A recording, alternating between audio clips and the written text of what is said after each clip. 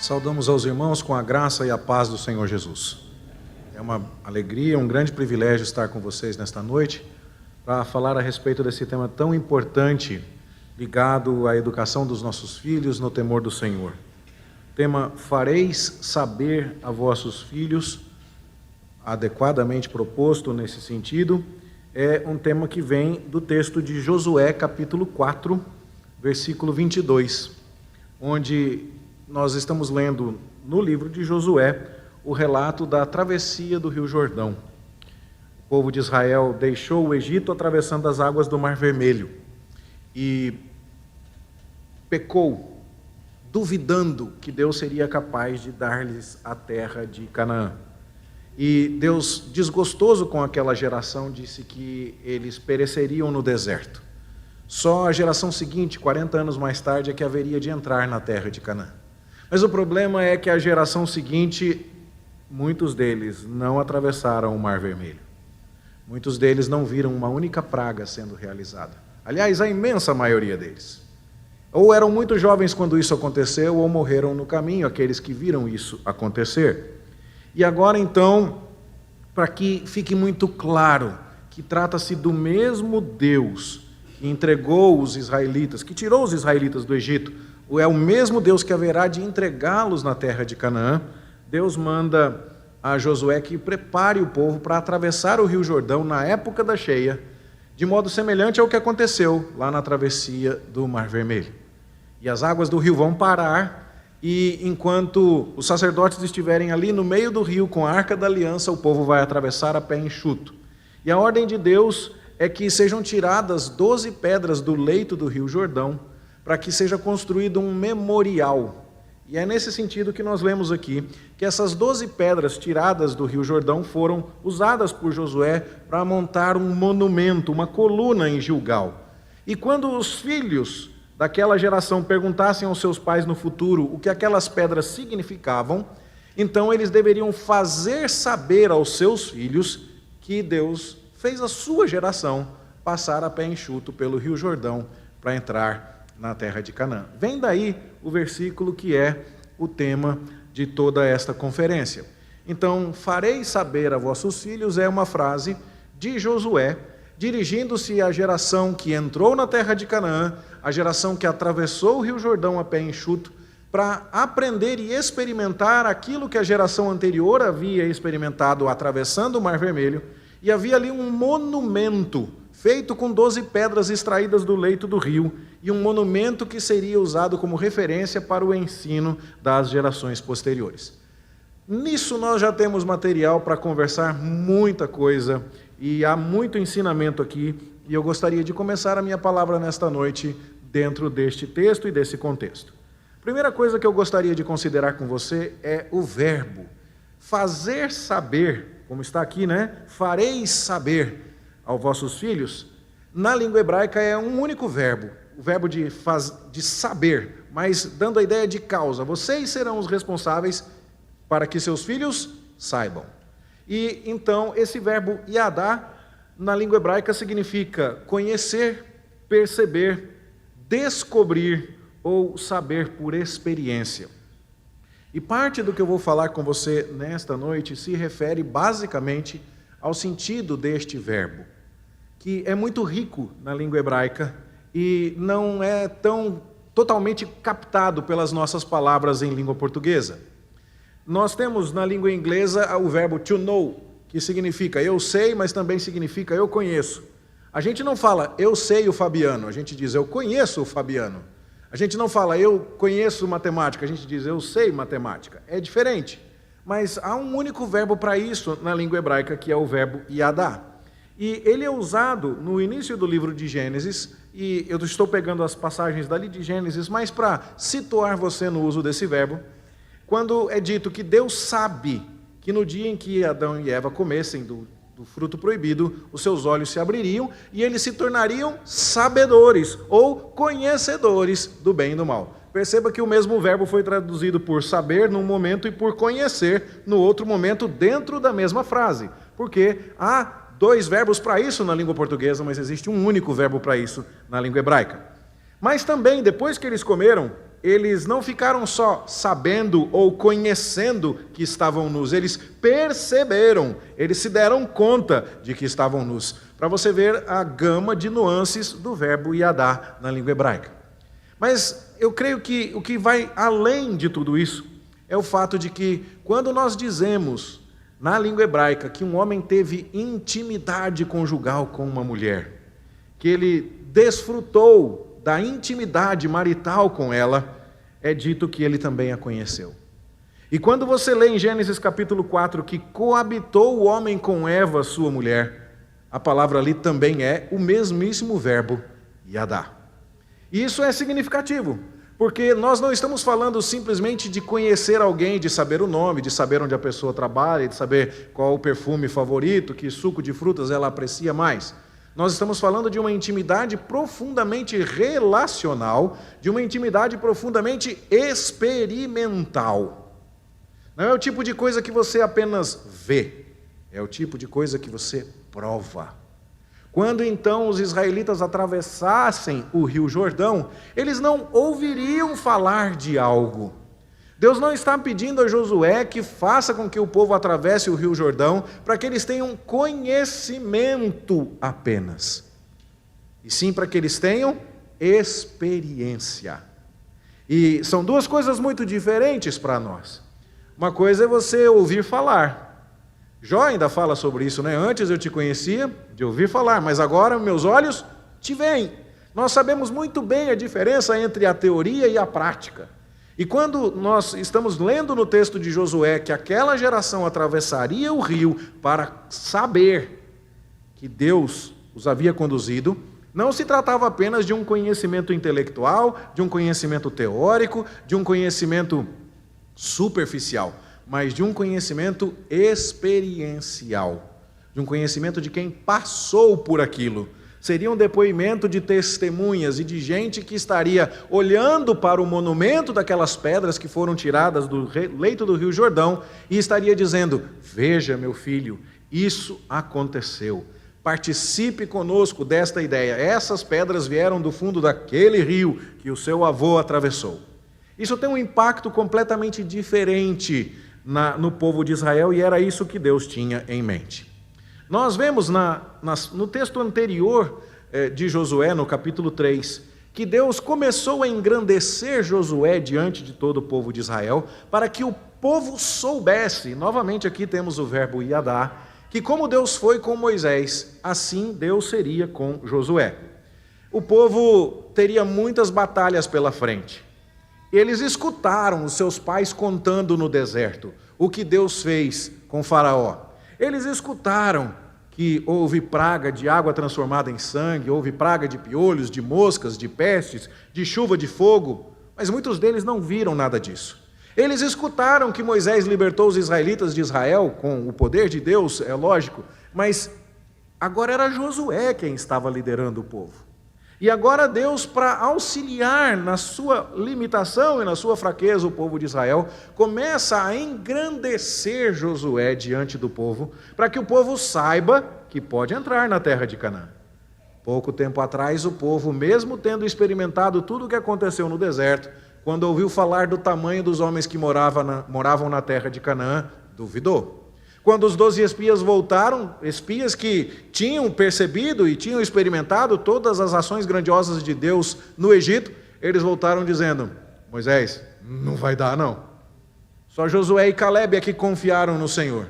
E conhecendo a fraqueza humana e as limitações humanas, antes de encarregar Josué de conquistar Canaã, Deus diz assim: Josué, eu vou engrandecer você diante dos olhos dos israelitas. Eles precisam experimentar, eles precisam saber, verbo yadá, que eu fui com Moisés e da mesmíssima maneira eu serei com você.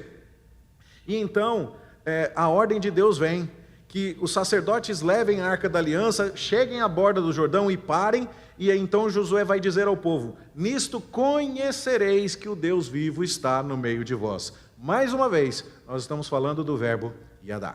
Vocês precisam ter uma experiência.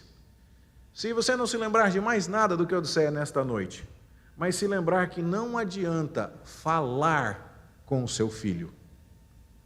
apenas já foi muito. Você precisa proporcionar ao seu filho a experiência. Você precisa proporcionar a ele o contexto. Você precisa proporcionar a ele a prática. Deus não está interessado em discurso vazio. Não é que estudar a palavra de Deus e que ouvir a palavra de Deus seja algo sem proveito, mas é que nós não podemos ser apenas ouvintes da palavra, mas nós precisamos ser praticantes. Deus não nos chamou apenas para sermos pessoas que filosofam e que especulam as avenidas do conhecimento, mas que não praticam, que não experimentam. Nossa fé é uma fé de prática. Nós somos chamados a comer a carne e beber o sangue do Cordeiro. Nós somos chamados a tomar a nossa cruz para segui-lo. Nós somos chamados para viver a sua vida. E isso não pode ser apenas algo entendido em termos de transmissão de conteúdo. Isso precisa ser entendido como o dever de proporcionarmos experiência. Então pense comigo, o que teria sido para aquele povo atravessar o rio? O que teria sido para aquelas pessoas poderem dizer, eu vi a água parar? Deus esperou o rio Jordão estar cheio, até que as suas ribanceiras estivessem todas transbordando. E Deus costuma fazer isso, quando as coisas estão mais difíceis é que Ele age.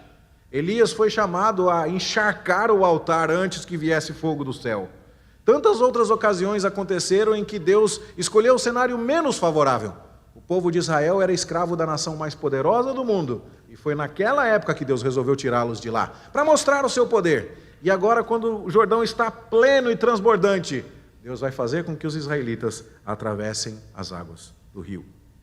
Eu tenho sido muito abençoado por este autor, professor do Seminário Batista do Sul, nos Estados Unidos, um irmão chamado James Hamilton. E no seu livro sobre tipologia, ele me ajudou muito a compreender o significado disso dentro da passagem de Josué, capítulo 4, capítulo 5. E lá, falando a respeito da ideia de experimentar, ele trata também do quanto Deus usou padrões e repetições de experiência, para que o povo tivesse o ensinamento de Deus firmado, batido e rebatido no seu entendimento. James Hamilton vai mostrar através de padrões, de repetições na história da salvação, como Deus está interessado em fazer o seu povo viver a mesma experiência, repetidas vezes e diferentes modos, de tal forma que o ensino seja finalmente fixado. E então ele compara a história de Moisés com a história de Josué. A base disso é uma promessa que Deus fez.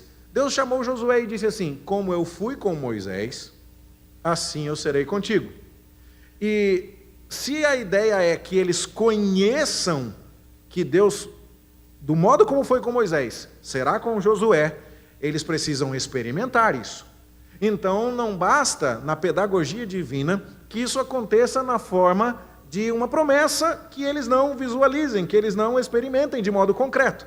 Como é que você pode ver que Deus de fato foi com Josué da mesma forma que ele foi com Moisés? E Jim Hamilton me ajudou a perceber que, na verdade, a tomada da terra de Canaã foi o reverso do êxodo do Egito. E que há inúmeros paralelos que todo mundo que estivesse vivendo naquela época certamente perceberia. Nem sempre a gente percebe. Eu não tinha percebido muita coisa. E eu acredito que algumas delas serão novidade para você também. Veja, quando Deus aparece a Moisés na sarça, lá no Monte Sinai, você lê no texto que o anjo do Senhor apareceu a Moisés. Bom, se Deus prometeu para Moisés, para Josué, que como ele foi com Moisés, ele vai ser com Josué, e Deus apareceu em pessoa para Moisés, a gente deveria esperar que Deus aparecesse em pessoa para Josué. E quando Josué está diante da cidade de Jericó, possivelmente planejando a batalha, aparece diante dele o príncipe dos exércitos do Senhor com a sua espada desembainhada. E então Josué pergunta, você é dos nossos ou dos nossos inimigos? E o príncipe responde, eu não sou de nenhum dos dois, eu não estou lutando por Israel e seus interesses particulares. Eu sou o príncipe dos exércitos do Senhor, eu pelejo por Deus. E aí então Josué se prostra e adora. Nós sabemos, os anjos não aceitam adoração. O anjo do Apocalipse que trouxe a revelação a João falou, não faz isso não, eu sou um conservo teu, adore a Deus. Mas esse príncipe dos exércitos do Senhor aceitou a adoração de Josué. E há um paralelo claro com o Deus que falou com Moisés no Sinai e o príncipe dos exércitos do Senhor, que aceita a adoração de Josué nas cercanias de Jericó. Além disso, Deus mandou Moisés tirar as sandálias dos pés, porque estava em terra santa. E o príncipe dos exércitos do Senhor mandou Josué tirar as sandálias dos pés, porque ele estava também em terra santa. O filho de Moisés, na sequência do relato do Êxodo, quando Moisés sai do Sinai e vai em direção ao Egito, Moisés não tinha circuncidado seu filho. E isso é um ponto importante. Se você vai agir em meu nome, Moisés, sua família precisa carregar o sinal do pacto. Pois antes que Josué inicie a obra de introduzir o povo de Israel na terra de Canaã, todo o povo de Israel precisa ser circuncidado. A circuncisão que emoldura o chamado de Moisés também está emoldurando o início do ministério de Josué na tomada de Canaã. Depois, você vê que os israelitas despojaram os egípcios. Eles pediram objetos de ouro e prata aos seus vizinhos e receberam uma espécie de indenização por 430 anos de escravidão. E saíram carregando grandes objetos preciosos. Pois foi exatamente o que aconteceu lá em Jericó, quando a cidade foi totalmente despojada pelo povo de Deus e os tesouros pertenceram ao Senhor. O coração de Faraó foi endurecido para que as pragas se multiplicassem. E você pode ler em Josué capítulo 11, verso 20, que da mesma maneira como Deus endureceu o coração de Faraó no Egito, para que as pragas revelassem a sua glória de maneira progressiva, Deus também, de modo igual, endureceu o coração dos reis cananeus, para que na conquista da terra de Canaã, as vitórias produzissem glória ao seu nome. Você começa a dizer, bom, acho que está bem claro aqui, que como Deus foi com Moisés, assim ele seria com Josué. Mas tem mais histórias que são mais conhecidas por nós. Parteiras que são chamadas por Faraó para militar contra o povo de Deus. Faraó diz assim, mate os meninos hebreus quando tiverem nascido. E elas dizem, Faraó, nós não estamos do seu lado, nós estamos no time de Deus. E elas desobedecem a Faraó abertamente e jogam no time de Deus. Pois não foi exatamente isso que Raabe fez quando ela disse ao rei de Jericó que os espias já tinham ido embora? A Raabe resolve não jogar no time da sua própria cidade e do seu próprio rei, mas ela age em favor do povo de Deus. Os israelitas são salvos da última praga no Egito, porque a porta de sua casa está marcada com sangue vermelho de um cordeiro inocente. Tem uma mulher chamada Raabe que é salva na primeira batalha em Canaã, na terra de Jericó, porque a janela da sua casa está marcada com um cordão vermelho. Então nós começamos a olhar para todas essas coisas e dizer, espere um momento, o que eu estou vendo aqui é, de muitas maneiras, uma reedição do Êxodo. Deus está repetindo experiências para que a gente saiba que o povo que entra em Canaã está sendo guiado pelo mesmíssimo Deus que tirou o povo de Israel do Egito. Ainda há muito mais. Os egípcios são destruídos para Israel sair de lá, e os cananeus são destruídos para Israel entrar lá na terra de Canaã. E tudo isso, nós partimos da ideia de que o Mar Vermelho foi dividido para Israel atravessar, e o Rio Jordão foi dividido para eles atravessarem também. Vem dali, desse grande momento, a ideia, vocês vão fazer os seus filhos saberem, e saberem não de maneira teórica, e isso está acontecendo para que eles experimentem. A ideia, portanto, aqui é, Deus se preocupou com ter uma noção clara do que estava acontecendo. Há muitos outros padrões que Jim Hamilton aponta, e eu não terei tempo para apontar todos, o livro dele é magnífico, infelizmente não existe em português ainda. Mas pense comigo, Deus diz assim, Abraão, eu vou fazer de você uma grande nação. E nem tenta essa história de Agar e fazer um filho com a serva. Não. Eu é que vou fazer de você uma grande nação. Vai ser milagre, Abraão. A sua esposa é estéril, você é idoso, você já está amortecido e ainda vai esperar mais 25 anos até chegar o herdeiro. E aí nasce Isaac. E aí então a gente podia esperar que dali para frente tudo corre naturalmente. Mas o Isaac gosta da Rebeca e a Rebeca é estéril. Para quê? Para que Isaac viva a mesma experiência do seu pai, Abraão. E aí então Isaac tem 2 filhos, Esaú e Jacó. O escolhido é Jacó. O Jacó tem 4 esposas, mas a preferida dele é a Raquel. E a Raquel é estéril. E você vai lendo essa história dizendo, peraí, por que tanta mulher estéril? Tinha chumbo na água de Canaã, alguma coisa assim? Não, a resposta é, Deus está querendo mostrar àquele povo, a descendência de vocês só virá porque eu estou fazendo isso acontecer. Saibam, experimentem. Temos também ameaças à família de Abraão. Abraão peregrina no Egito num primeiro momento, e o faraó coloca os olhos na Sara, porque a Sara é uma mulher bonita. Então há uma ameaça ali, será que a família da aliança que carrega a promessa será prejudicada pela ação do inimigo? Pois Deus age e Abraão sai de lá com grandes riquezas. Igual o povo do Egito, de Israel, saiu do Egito com grandes riquezas. Mas depois Abraão peregrina entre os filisteus na terra de Gerar. E novamente Abimeleque coloca os olhos em Sara. E ele sai dali de novo. E depois o Isaac peregrina em Gerar. E novamente Abimeleque coloca os olhos em Rebeca. E aí você percebe o quê? Haverá ameaças à família da aliança. Você deve ficar atento porque o inimigo não descansa, porque estamos numa guerra. A linhagem da mulher abençoada que carrega a promessa de um descendente que esmagará a cabeça da serpente sofrerá ataques, mas Deus a protegerá em todos os momentos. Percebeu isso? E vocês vão sair sempre protegidos por Deus. E há 3 êxodos, pelo menos, na Bíblia. Um quando eles saem do Egito, outro quando eles saem da terra da Babilônia, e outro quando todo o povo de Deus deixa o pecado e vai para o reino do Filho do amor de Deus. 3 êxodos, com 3 mensageiros caminhando à frente do povo. Nós temos num primeiro momento a promessa de Deus que vai numa coluna de fogo à frente dos israelitas quando saem do Egito e vão a Canaã. Isaías fala, vós do que clama no deserto, preparem o caminho do Senhor, até todo vale vai ser aterrado. Deus vai trazer o povo da Babilônia. Ele vai vir na frente. Mas João Batista diz assim, peraí, eu é que sou a voz que clama no deserto, porque os 2 êxodos anteriores, quando eles saíram do Egito para vir para Canaã, quando saíram da Babilônia para vir para Canaã, tem a ver com o que eu estou fazendo agora, anunciando que Cristo vem para tirar você do exílio do pecado e trazer você para a terra da promessa. Deus repete as coisas, Deus faz você experimentar. Deus coloca padrões, Deus estabelece rotinas, Deus ensina com muita repetição e com muita experiência. Você percebe? Para terminar, o último exemplo, tentação. O que pode nos desviar do caminho? Vamos ler a história do Jardim do Éden. Comida, você vai comer a comida que Deus dá ou vai comer a comida que o diabo sugere? Bom, foi o mesmo problema lá no deserto. Deus fez chover pão do céu, mas os israelitas falaram, nossa alma tem fastio desse pão vil. Onde já se viu reclamar de maná, minha gente? Mas aí quando chega no deserto, quando o segundo Adão e melhor Adão, o Senhor Jesus Cristo é tentado, e ele está jejuando há 40 dias, ele não come o pão sugerido pelo diabo, mas ele diz, nem só de pão o homem viverá, mas de toda palavra que procede da boca de Deus. Quando lá no Jardim do Éden, Adão é tentado a desconfiar das palavras de Deus. Não é isso não, é certo que você não vai morrer. E ele não confia.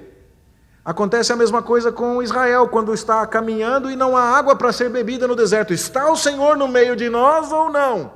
Contenda em Massá e Meribá. E o diabo vai sugerir exatamente a mesma tentação a Jesus. Diz assim, você é o filho de Deus, então pula aqui para ver se ele te protege mesmo.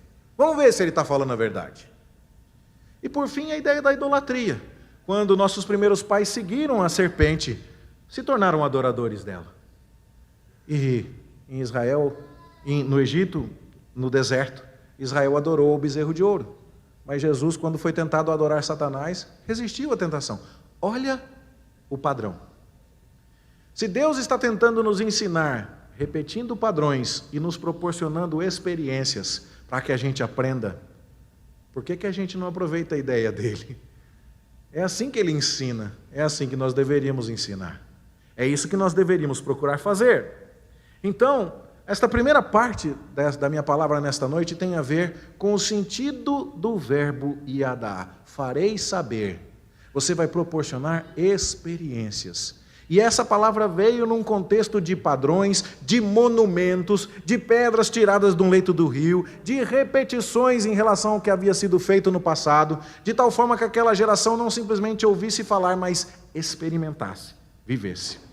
Nós precisamos pensar nesse tipo de ensinamento quando falamos com os nossos filhos. Mas num segundo momento agora, eu queria falar com você a respeito da literatura de sabedoria. Aquele livro que sempre vem à nossa mente quando nós pensamos em educar os nossos filhos, o livro de Provérbios. E quando você vai ao livro de Provérbios, é curiosíssimo que Provérbios de Salomão, filho de Davi, o rei de Israel, para aprender a sabedoria. Qual é o verbo aprender na língua hebraica? É o verbo yadá.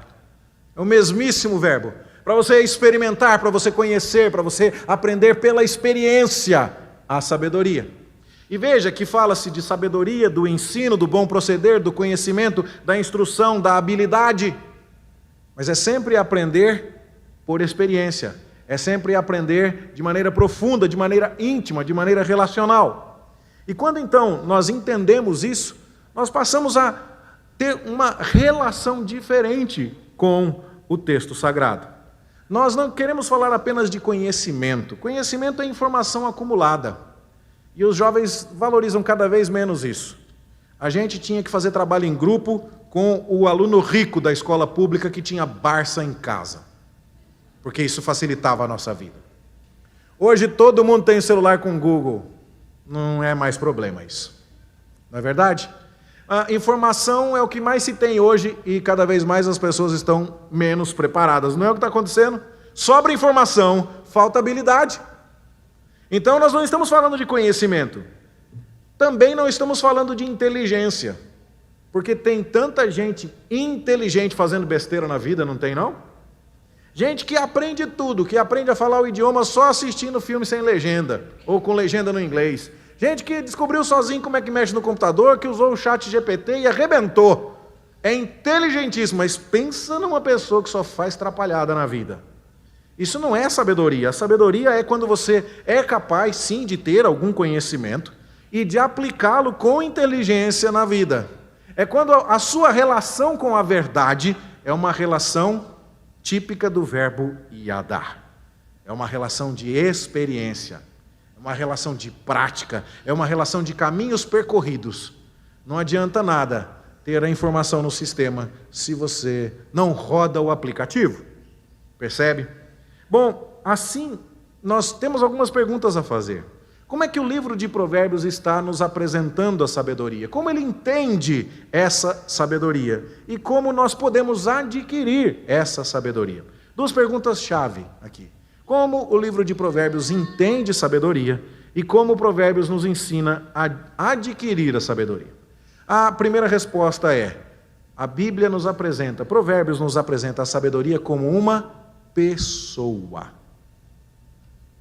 A sabedoria não é um conteúdo, a sabedoria não é uma habilidade, a sabedoria não é um dom. A sabedoria na Bíblia é uma pessoa. Veja a linguagem de Provérbios. Grita na rua a sabedoria. Quem grita é uma pessoa. Um objeto não grita, uma habilidade não grita, um dom não grita. Grita na rua a sabedoria, nas praças levanta a voz, do alto dos muros clama e ela profere as suas palavras. Ou então, capítulo 8, verso 12. Eu, a sabedoria, habito com a prudência e disponho de conhecimentos e de conselhos. A sabedoria se apresenta no livro de Provérbios como uma pessoa. E é curioso que a loucura também. E nós não vamos ter tempo aqui de fazer todas as leituras envolvidas, mas se você vai no capítulo 8 de Provérbios e no capítulo 9, você vai ter duas descrições muito claras da sabedoria personificada. E no capítulo 9, a sabedoria e a loucura contrastadas. E você pode ler lá que a sabedoria tem uma casa e a loucura também. São duas pessoas. A sabedoria é uma pessoa que tem a casa dela, a loucura outra pessoa que tem a casa dela. E a casa das duas fica nas alturas da cidade. É um pouco difícil pensar nisso aqui no Planalto Central, né? Goiânia é uma cidade muito plana. Quem vem de São Paulo, que vê as montanhas, que vê os bairros com lugares mais elevados, pense no Rio de Janeiro. Quando você perguntar onde fica o Cristo Redentor, é só apontar para cima, quase todo mundo está vendo, está lá. E a casa da sabedoria é no alto da cidade, não é um lugar escondido. Todo mundo que perguntar onde a sabedoria mora, onde eu encontro a sabedoria, todo mundo é capaz de apontar. E a loucura, ali também. As duas moram nas alturas da cidade. Elas não se escondem, não. Elas são facilmente encontradas. E as duas estão convidando as pessoas, vem cá em casa, vem cá comer um pão. Se fosse no Goiás, ia dizer, vem cá roer um piqui. Elas estão convidando você para ir para a casa delas. E o problema é que quem entra na casa da sabedoria encontra vida, mas quem entra na casa da loucura encontra a morte. Ou seja, vamos perceber aqui, meus irmãos, o verbo iadá, farei saber a vossos filhos, não está falando de transmitir conteúdo, está falando de ter uma experiência. Aprender sabedoria é iadá, sabedoria. E agora nós estamos falando de ter uma experiência com a sabedoria, mas a sabedoria, novamente, não é um conteúdo, é uma pessoa. E aí, então, a gente vai para as qualidades dessa sabedoria apresentadas lá no capítulo 8. E você vê a sabedoria sendo apresentada, mais uma vez, como uma pessoa, eu sou o entendimento, minha é a fortaleza. Mas uma pessoa eterna, desde a eternidade fui estabelecida, desde o princípio. Uma pessoa criadora, quando Deus compunha os fundamentos da terra, eu estava com ele, o Senhor, e era o seu arquiteto. A sabedoria é uma pessoa redentora, o que me acha, acha a vida, e alcança o favor do Senhor. A sabedoria é uma pessoa soberana, o que peca contra mim, violenta a própria alma. Vieram à sua mente alguns versículos enquanto você ouvia a sabedoria explicando quem ela é? Quem seria essa pessoa, eterna, criadora, redentora e soberana? Você conhece alguém que tenha essas características? Pois é, uma sabedoria eterna, a gente vai até Jesus e ele diz, eu sou o alfa, o ômega, o primeiro e o último, o princípio e o fim. A sabedoria é criadora, e lá em João nós vamos ver que no princípio era o verbo era Deus, todas as coisas foram feitas por intermédio dele. Sem ele, nada do que foi feito se fez. Também vemos a sabedoria como criadora em Hebreus. Deus falou muitas vezes, de muitas maneiras, aos nossos pais pelos profetas, mas nos últimos dias nos fala pelo Filho, por meio de quem também fez o universo. E aí então, a sabedoria é redentora, quem me acha, acha vida. Não há salvação em nenhum outro, porque abaixo do céu não existe nenhum outro nome dado entre os homens pelo qual importa que sejamos salvos. A sabedoria é soberana, diz o texto de Provérbios, quem peca contra mim violenta a própria alma. João 3 diz assim, quem se mantém rebelde contra o Filho não verá a vida, mas sobre ele permanece a ira de Deus. Talvez a gente estranhe um pouco Provérbios falando de Jesus. Nós estamos acostumados a ver Jesus nas profecias do Antigo Testamento, mas tem sido um consenso cada vez maior entre os estudiosos de que a maneira mais frequente, mais abundante pela qual Cristo é revelado nas páginas do Antigo Testamento é através da tipologia, das suas prefigurações, através de personagens, objetos, lugares, instituições que apontam para Cristo. E então, o que nós vemos é exatamente Jesus dizendo isso quando fala com os seus discípulos, depois de ter morrido e ressuscitado. Importava se cumprisse tudo o que de mim está escrito na lei de Moisés, nos profetas e nos salmos. Essa maneira como Jesus dividiu aqui o cânon do Antigo Testamento, Torá, Nevim e Ketuvim, leis, profetas e os escritos. E os salmos aqui são representantes de toda a literatura poética. E o livro dos Provérbios aqui certamente está compreendido na descrição mais genérica aqui, quando Jesus usa o termo salmos. Ou seja, Jesus já avisou. Provérbios está falando de mim. Sabedoria é uma pessoa. Sabedoria sou eu. Quem foi a pessoa mais sábia que existiu? Foi Salomão. A rainha de Sabá veio de longe para ouvir da sabedoria de Salomão. Deixa eu contar um negócio para você, diz Jesus, aqui está quem é maior do que Salomão. Aqui está quem é maior do que Salomão. Veja, quando Paulo passou em Atenas e discursou com os filósofos estoicos e epicureus lá no Areópago, e ele falava animado e citava poetas gregos e tudo mais, e todo mundo prestava atenção, mas quando Paulo falou em ressurreição dos mortos, algo que era completamente contrário às ideias platônicas, o pessoal desistiu de Paulo e falou, esse tagarela aí, ó, a gente vai ouvir outra hora. E Paulo sai de lá baqueado, porque os judeus queriam ver ele fazer milagre. Os gregos queriam ver ele fazer discurso. E ele falou assim, eu decidi que eu vou pregar Cristo crucificado. Pode ser escândalo para um, para outro, loucura, mas eu vou pregar Cristo, poder de Deus para fazer milagres, que os judeus queriam ver, e a sabedoria de Deus maior do que os discursos de filosofia que os gregos queriam ouvir. Ou seja, Paulo chamou Jesus Cristo de a sabedoria de Deus. Além disso, em Colossenses, Paulo diz assim: nós precisamos compreender plenamente o mistério de Deus, Cristo, em quem todos os tesouros da sabedoria e do conhecimento estão ocultos. É muito importante que você entenda: fazer saber o seu filho não é dar a ele uma enciclopédia, não é dar a ele informação escrita, não é nem mesmo apenas falar com ele, é proporcionar experiência de modo que ele viva. E para que ele aprenda a sabedoria, ele não deve dominar um conteúdo, ele deve conhecer uma pessoa, Jesus Cristo. O livro de Provérbios entende a sabedoria como uma pessoa claramente apresentada na figura de Jesus. Mas como eu adquiro sabedoria? A sabedoria já responde isso. Feliz é o homem que me dá ouvidos, velando dia a dia as minhas portas. Você já ficou na fila para comprar um ingresso? Você já chegou cedo no Salgado do J. Pereira para comprar alguma coisa, para ver, né? Na feira, porque tinha pouco daquele pão?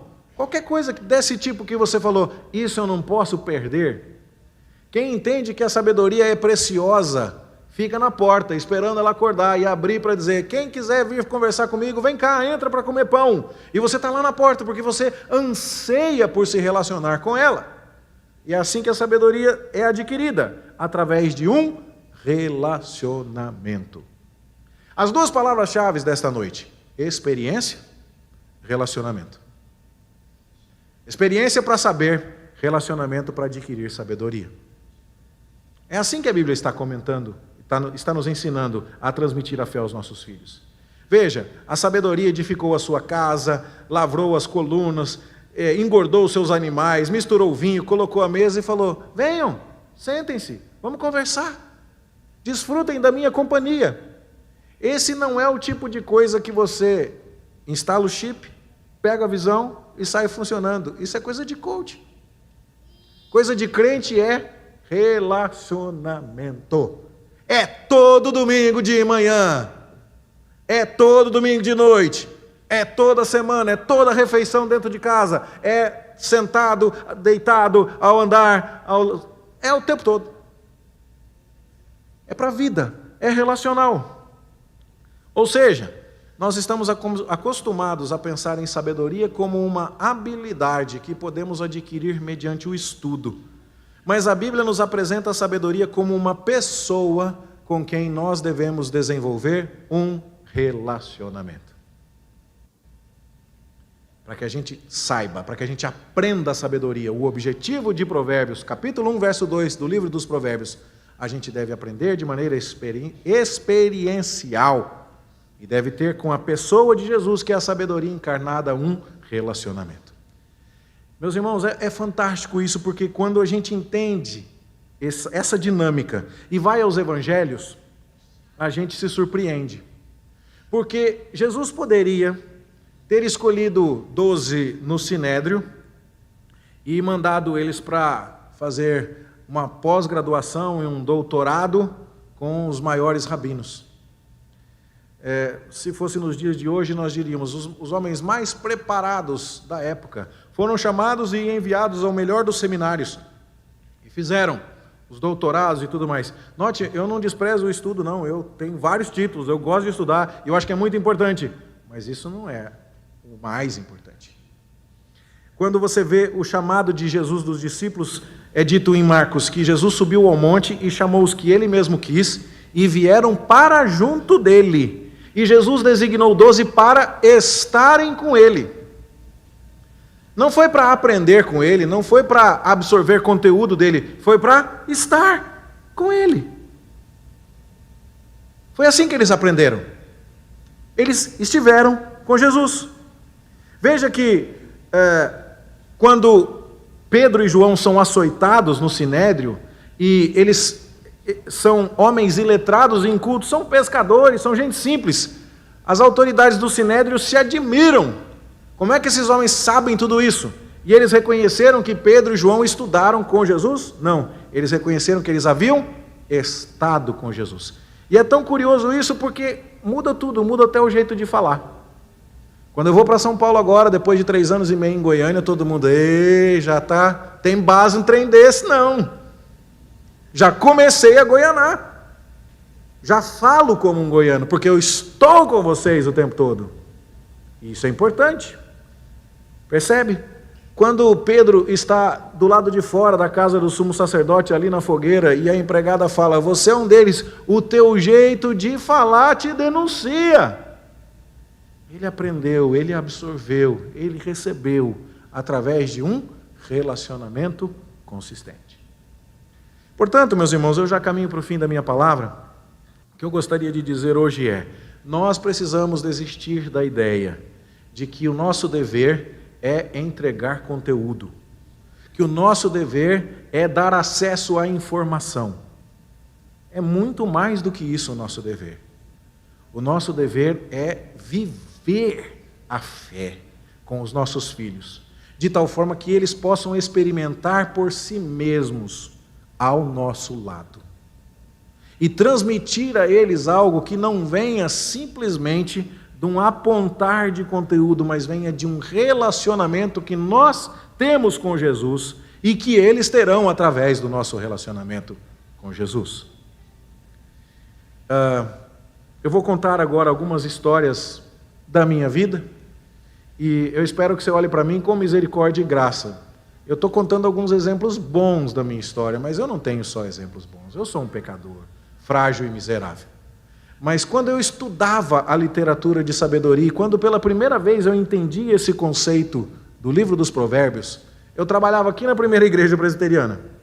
E o meu filho, que está de gravata ali, pequenininho, essa foto foi tirada aqui em Goiânia, em 2007. E sabe o que acontecia? Eu era um dos pastores auxiliares aqui. E o pastor titular pregava todo domingo e tinha mais 6 ou 7. E até chegar na minha vez de pregar, levava 2 meses. Gente, eu gosto demais de pregar. Eu amo pregar. Eu fico no banco assim, sabe? Coçando. Eu consigo ouvir a palavra de Deus, claro, mas eu amo pregar. Eu amo pregar. E como a igreja era grande, não tinha nem espaço para ficar todos os pastores aqui no púlpito. Quando não era a minha vez de pregar, camisa social de manga curta, vinha, sentava lá no fundo, ficava cuidando do meu filho. Minha esposa podia ouvir sermão, coisa que normalmente lá em São Paulo, quando eu era o pastor titular, ela não conseguia fazer muito. E eu estou lá tomando conta. Mas o dia que era a minha vez de pregar, eu punha a gravata. E deve ter acontecido umas 3 ou 4 vezes de eu vir pregar de gravata, que o meu filho olhou para mim e falou, pai, eu quero uma gravata. É impressionante o radarzinho desse povo. Ele olhou e falou assim, tem alguma coisa nessa gravata aí que, sabe, dá o plus na vida do meu pai. Então eu quero uma gravata. Gente, foi na 44 que a gente foi? Eu não lembro mais. Se foi em São Paulo, eu sei que a gente arrumou um suspensório, uma gravatinha, cinto, sapatinho, combinandinho, coisa mais linda. Vestimos no Davi, ele falou, não gostei, eu quero a sua. Eu quero a sua gravata. Porque você não põe essa aqui, você põe essa daí. Então, sabe o que eu tinha que fazer? Eu tinha que me arrumar e colocar a gravata que eu podia largar para ele estragar, colocar a gravata velha, acordar ele e falar, filho, vamos para a igreja, vamos. Aí ele tira a gravata, aí eu tirava essa, punha nele, e aí ele ficava feliz da vida, como você está vendo aí. Por quê? Porque se valeu para mim, ele crê que vai valer para ele. Porque agora ele está compartilhando comigo, não uma informação, filho, é bom ir para a igreja. Ele está vendo. Ele está sentindo, eu amava estar na casa de Deus, como ainda amo. Isso fez diferença para ele. Percebe? Outra coisa que eu também gosto, além de pregar, é tocar. Eu amo música. E então, desde pequenininho, ele com 5 anos de idade, vamos estudar piano, filho, vamos tocar e tudo mais. E aí, então fomos para uma igreja em São Paulo, onde havia uma orquestra. Logo de cara, ele já sabia desde pequenininho que ele queria tocar trompete, porque a minha sogra deu um DVD para ele, onde tinha um personagem que tocava trompete. E a minha sogra deu aquele DVD para ele com tanto amor, que ele já se identificou com o trompete com 3 anos de idade. Parece que ele já sabia, com 3 anos de idade, que ia ser trompetista. Hoje ele está com 19 e faz faculdade de trompete. E E aí quando chegamos na igreja, quando o maestro falou assim, vocês não querem entrar para a orquestra, Davi, dá um trompete aí, faz favor. E eu falei, peraí, eu vou entrar também. E vou entrar, perguntei para o maestro, que instrumento que está faltando? Ele falou, não tenho nenhum trombone. Eu queria trompa, eu acho mais bonito. Nada contra os trombonistas. Mas pastor metendo a boca no trombone, você entendeu? Ficava um negócio meio... Não, tudo bem, vamos de trombone. E aí comecei a tocar o trombone. Mas no dia que a gente foi estrear, eu falei, filho, você não está entendendo como é que eu estou feliz. Nós vamos lá comprar um terno para você tocar na orquestra. Eu não sabia que tinha um terno para vender mais barato. Depois eu descobri, tinha terno para vender de 250 para criança. Eu fui nessas lojas que tem uns menininhos bonitinhos de terno, paguei R$1.200 no terno. Quando ele olhou eu pagando R$1.200 no terno, ele falou, pai, falei, filho, você não entendeu. Esse é o gasto que eu faço mais contente na minha vida. Tá barato. Vai levar 12 meses para eu pagar 100 conto por mês, mas eu tô feliz, porque você está tocando na igreja. Você consegue entender o impacto que isso teve nele? Ele falou, peraí, esse negócio de tocar na igreja é muito bom, porque olha o quanto meu pai está contente, o quanto que ele está alegre com isso. Tem alguma coisa aqui que eu preciso entender melhor. Percebe? Igreja machuca a gente, de vez em quando. Pastor também se machuca na igreja. Tem ovelha que dá coice, sabia? Tem ovelha, uns coice poderoso mesmo. Mas se a gente se entrega ao lamento, se a gente se entrega à decepção, a gente acaba depois escutando a história do filho do pastor que não quer saber de igreja de jeito nenhum, do filho do outro irmão que vem na igreja só de vez em quando. Por quê? Porque se a igreja for opcional para você, se ela for ocasional para você, ela vai ser uma vez na vida para o seu filho. Ele vai precisar ver você amando isso. Porque o Shema, lá em Deuteronômio, começa dizendo, você vai amar o Senhor teu Deus de toda a tua força, de todo o teu coração, de toda a tua alma, e então você vai falar destas palavras em todos os momentos. Mostra para o seu filho que você ama isso. Proporciona para ele algo que diga para ele, meu filho, você não está entendendo, isso aqui é precioso demais. Eu fui tutelado por um pastor lá em São Paulo, na época que eu ainda não era ordenado pastor, que me contou uma história que me marcou muito. Ele dizia que ele trabalhava numa igreja grande, onde um filho de presbítero estava dando muito trabalho. Se você é filho de presbítero, saiba, existem filhos de presbíteros bons, tá? Como também existem filhos de pastor bom, presbítero bom. Mas aquele filho de presbítero estava dando muito trabalho. E o pastor não aguentava mais. E ele chegou na reunião da UMP para aquele moço e falou assim, cara, por que você não vai embora? Já pensou quando o pastor deu, né? Transbordou. E chama o jovem e fala assim, por favor, vá embora. Você não está feliz aqui, a gente não está feliz com você, está todo mundo miserável. Tem que estar muito cansado, né, pastor Alice, para chegar e falar um negócio desse para o menino. Mas o pastor, meu tutor, chegou e falou para o filho do presbítero, vai embora. E sabe o que o moço respondeu? Falou, não vou de jeito nenhum, pastor. Não vou mesmo. Ele falou, por que não vai? Porque o meu pai é o melhor homem que eu conheço. Meu pai trata bem a minha mãe, meu pai trata bem os funcionários dele na empresa, meu pai é uma pessoa gentil, meu pai é uma pessoa feliz, é alegre, é uma pessoa cuja vida é bonita. E o meu pai encontrou aqui dentro dessa igreja o que faz diferença na vida dele. E eu não vou embora daqui enquanto eu não achar isso aqui dentro também. Você consegue entender? Está aqui, eu sei que está aqui, porque o meu pai achou, eu vou achar também. Não vou embora não. Irmãos, isso ensina muito, profundamente. Bom, eu tenho 2 filhos, eu preciso contar um pouco da outra filha, você sabe como é que é, para não dar briga lá em casa. Mas eu tenho uma outra história para te contar. E agora eu vou contar para você coisas que eu aprendi. Esse que está na cadeirinha aí é o Biso Daniel, já está na glória. E a vovó que está aí do lado sorrindo é a Bisa Guiomar, já está na glória também. Os 2 tiveram Alzheimer. E os 2 não lembravam da gente. E, no entanto, era bonito de ver, tanto do lado da minha sogra, quanto do lado da minha mãe, como elas, enquanto filhas, se dedicaram ao cuidado de seus pais. Minha avó ficou 5 anos morando com a minha mãe, viúva. Minha mãe sozinha, tomando conta de uma pessoa com Alzheimer, que comeu ao meio-dia, quando chega 2 horas da tarde, quer almoçar de novo, porque o cérebro já perdeu a sensação de alimento. E então ela pede comida, quando você fala que já almoçou, ela fala, você não quer me dar, está me maltratando, começa a gritar socorro, e a vizinhança começa a achar que está sendo maltratada. Uma luta. E a minha mãe levando aquilo com muita sabedoria, com muita graça, de um jeito muito bonito. E a minha sogra fazendo a mesma coisa do lado do bispo Daniel, que não lembrava de nada, que achava que era namorado de uma moça da televisão, sabe aquelas coisas assim, bem diferente. Mas quando a gente chegava lá e a gente via a minha sogra cuidando do meu bisavô com aquele amor, era contagioso. E aí a gente chegava e falava assim, o biso quer cantar, vamos cantar? E a gente começava a cantar. O hino preferido do biso era Jerusalém. E ele sem dente cantando lá, Jerusalém, sabe assim? Feliz da vida. E era impressionante, porque a gente não precisava falar muita coisa.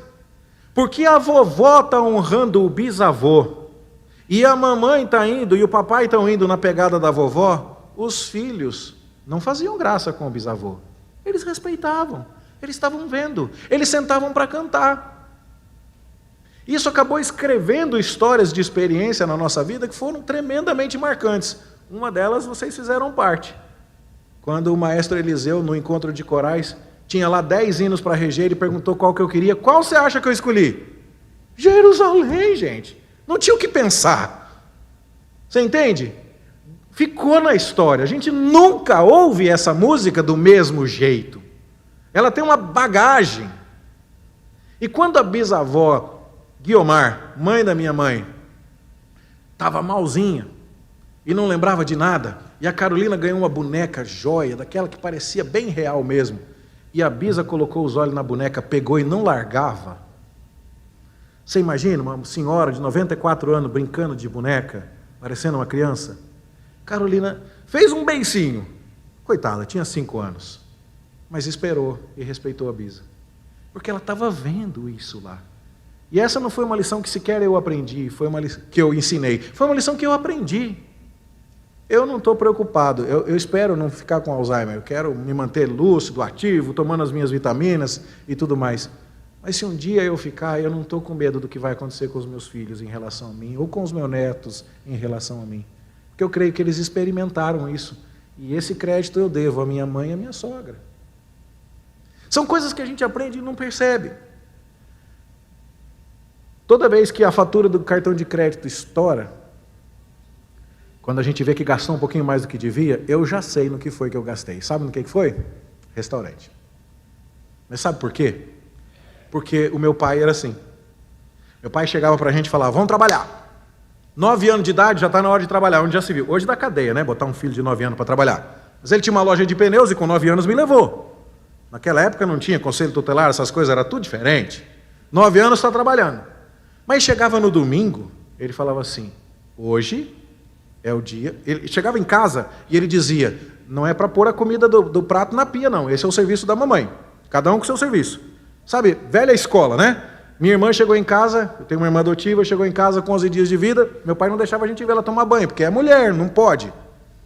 Aqueles conceitos bem antigões. Meu pai nasceu em 35. Se estivesse vivo, estaria com 90 anos hoje. Mas quando chegava no domingo, o meu pai dizia assim, hoje é o dia da mamãe. Todo mundo faz a cama, todo mundo tira o café, bota na pia e tudo mais. Chegar na hora do almoço, nós vamos levar a mamãe e ela vai escolher o restaurante. E ela vai escolher o que ela quer comer e a gente vai comer o que ela quiser. Todo mundo. Não tinha restaurante self-service, era à la carte, o que a mamãe pedia, todo mundo ia comer e pronto, porque era a mamãe. Mas o meu pai fazia aquilo com um gosto. Ele fazia aquilo com uma alegria. Que eu olhava e falava assim, quando eu crescer, eu quero levar a minha família no restaurante. Você entende? Quando eu crescer, eu quero levar minha família no restaurante. E é curioso, porque se a minha esposa fala assim, estou com dor de cabeça, eu falo, Outback? Aí eu falo assim, bati o dedão no canto do sofá, eu falo assim, Madeiro? Sabe assim? Para mim, restaurante soluciona qualquer problema da vida. Porque o restaurante é um lugar de bênção, é um lugar de alegria, de paz. Porque foi inculcado em mim desde pequenininho. Depois eu vi uma história de um circo. Uma vez que eu estava vindo aqui para Goiânia em 2013, parei em Uberlândia e tinha um circo lá. No final do espetáculo, o dono do circo lá, respeitável público, terminou o espetáculo e diz assim: agora eu queria pedir a atenção do público para que vocês me ajudem. Eu vou dar comida para vocês, por favor, mandem as crianças até o picadeiro para elas alimentarem os animais. E aí ficou todo mundo assim: será que pode? Será que não pode? As crianças vêm. Ele falou: sabe qual é a minha lógica? Eu quero que os meus animais filhotinhos aprendam que o picadeiro é um lugar de alegria e que o público é seu amigo. E como é que ele ensinava os animais do circo? Alimentando os animais no picadeiro. Qualquer animal quer vir para o picadeiro, porque lá tem alegria. E o público? O público é o amigo, porque o público é quem dá comida. Olha a sabedoria. Percebe? E eu absorvi isso. Restaurante para mim ainda é o melhor lugar. Não, se você fala assim, vamos comer em tal lugar, olha, você não me pede 2 vezes, eu já fui. Porque é vida para mim isso. Estar com as pessoas em torno da mesa e tudo mais. E eu estava estudando Provérbios, nessa época do Davi com essa gravata, fazendo módulos lá em São Paulo, trabalhando aqui em Goiânia. Passou um pouquinho de tempo, fomos de Goiânia, infelizmente naquela época não deu para ficar, o clima seco prejudicou muito a asma que ele tinha e tal, e nós fomos para Campinas. Chegamos em Campinas, a gente descobriu uma padaria com bolo de chocolate. Serve também, né? Bolo de chocolate. E aí eu chegava em casa às 5 horas da tarde e tal, e levava o Davi para comer bolo de chocolate. E ele comia com aquela boca maravilhosa, ficava todo entupido de chocolate na bochecha. E aí um dia eu estou estudando Provérbios e ele fala assim para mim: pai, quando eu crescer, eu vou levar o meu filho na padaria para comer bolo de chocolate. Aí deixa eu te perguntar, seu filho, ele pode dizer assim: pai, quando eu crescer eu vou ler a Bíblia que nem você? Quando eu crescer eu vou na igreja como você vai? Quando eu crescer eu vou servir os meus irmãos como você serve? Quando eu crescer eu vou amar o povo de Deus como você ama? Quando eu crescer, eu vou amar o culto do Senhor como você ama. Quando eu crescer, eu vou amar estudar a palavra de Deus como você ama. Quando eu crescer, eu vou servir na igreja, eu vou encontrar. Ele está entendendo isso através das suas experiências e das experiências que a estrutura da sua vida proporciona para ele? Ele está entendendo isso de maneira relacional? Por favor, me entenda, não é para mostrar o caminho. Filho, vai para a igreja que é um lugar ótimo, viu? Filho, faz isso que é o certo. As palavras podem motivar, mas os exemplos arrastam. Fazer saber é proporcionar experiência. Aprender sabedoria é experimentar sabedoria. Sabedoria é uma pessoa com quem a gente se relaciona. Se a gente aprender isso, a gente vai abandonar o discurso teórico e vai caminhar para a prática. Cada um vai ter a sua prática. A prática da minha casa era essa. Hoje, a prática lá em casa está formando uma nova tradição goiana, porque agora meu trabalho é na capelania da escola, de segunda a sexta, eu nem sempre posso almoçar em casa, mas a tradição que está se firmando lá em casa é, sábado de manhã, todo mundo toma café junto, acorda um pouquinho mais tarde, o café se estende e a gente vai sentar e vai conversar sobre a vida e vai conversar sobre a vida à luz da palavra de Deus, e vai discutir o que aconteceu, as derrotas, as vitórias, as experiências. E não tem pressa, acaba a hora que acabar, não tem pressa alguma. Quais são as suas tradições, quais são as suas repetições? Cadê as pedras do Jordão na sua casa? Percebe?